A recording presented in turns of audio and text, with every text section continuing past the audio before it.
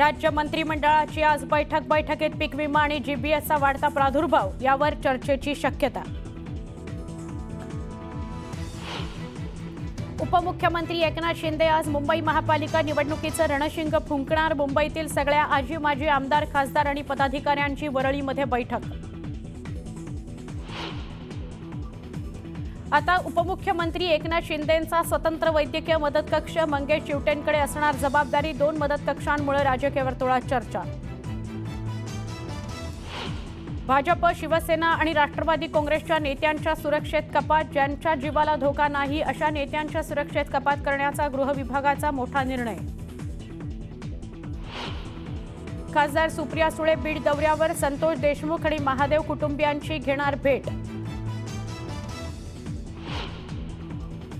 देशमुख हत्या प्रकरणातील आरोपी कृष्णा आंधळेला 25 फेब्रुवारीपर्यंत अटक करा, नाहीतर अन्नत्याग आंदोलन करणार। मसाजो गावकऱ्यांच्या बैठकीनंतर धनंजय देशमुखांचा इशारा।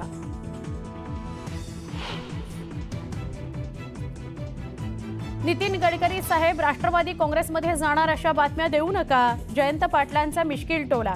तर राजकारणाचा फार विचार करू नका, गडकरींचा पाटलांना सल्ला। राष्ट्रवादी काँग्रेसकडून उद्यापासून स्वराज्य सप्ताहाचं आयोजन। 27 फेब्रुवारीपर्यंत शिवजयंती निमित्तानं विविध कार्यक्रमांचं आयोजन। ज्ञानेश कुमार यांची देशाच्या मुख्य निवडणूक आयुक्तपदी निवड। ज्ञानेश कुमार उद्या पदभार स्वीकारणार।